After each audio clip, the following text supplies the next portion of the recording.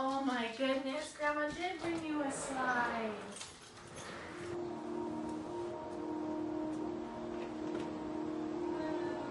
I think I said to Rhea, I was thinking the other day it'd be nice when Vela can come lecture with us, and then I thought Vela wouldn't have a clue about what we're talking about. She wouldn't have a clue on unstable living, or working 3 jobs at a time, or barely seeing her mother because her mother is working all the time, eating at the neighbor's house because we didn't have enough food. Vela will never know that, and it's empowering to me, and I'm very thankful. 2, 3. Where's Vela? Oh! It was very hard and very worth it. I love when hope is given to people, and I love to dream. It's an answer to prayer that that chain and that abuse was stopped.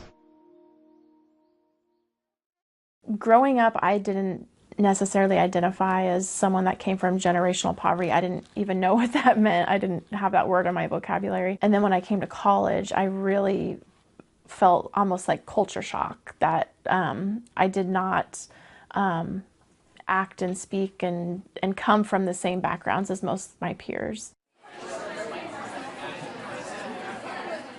The poverty level was here, and my income was here. I was too low income to buy even a low income house. So for 18 months, I worked on my credit. I got 3 jobs, totaling the amount I needed to buy that house. Most of my family members are either homeless or have been incarcerated.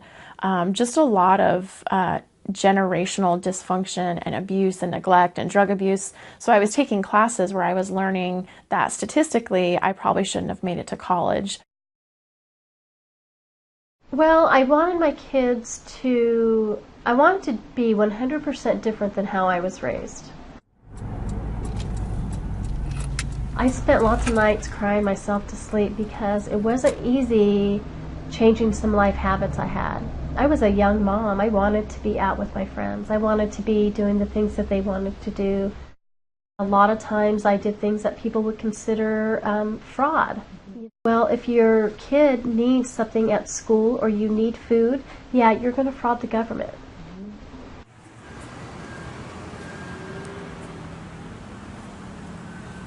I think if you look at my brother, most people see a homeless, obnoxious person. But what happened in his life where he's so antisocial that he's getting drunk and mooning the neighbors or doing other things that are not acceptable in society? I can tell you he wasn't like that when he was younger. He was an athlete. He won awards. He was my mentor. And he was a good son.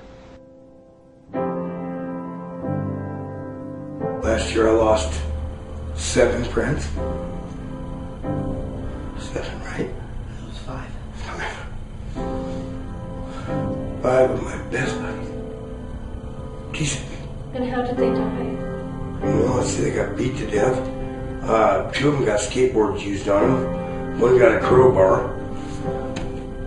What's the park over the big one? Alton Baker? Alton Baker. My best friend Gerald. The only other Gerald. They beat him to death with a skateboard.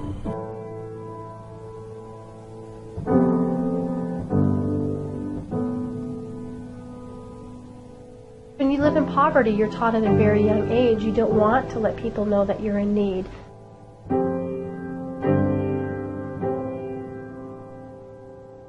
That's why you lie and cover up abuse and different things that happen.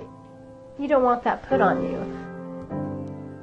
I think with any child, the basic important thing is that they feel loved, that they're safe, and they don't know about the crisis that's going on around them. What it came down to is that my mom and myself and my siblings, that we had specific interventions from different social service agencies, and we had just teachers, community members, people from churches who just took an interest in our family and mentored us. You know, my big thing is just to educate people, because I used to really think that people just didn't care. You know, that they just don't care about people in poverty, that, you know, people in poverty don't mean anything to them. And what I've really learned through my journey is that it's not that people don't care, but they just don't know the kind of poverty that exists in our country, and they don't know what life is like for people when they're living in poverty, or what kind of struggle people have. You had your own bedroom by yourself. One step forward.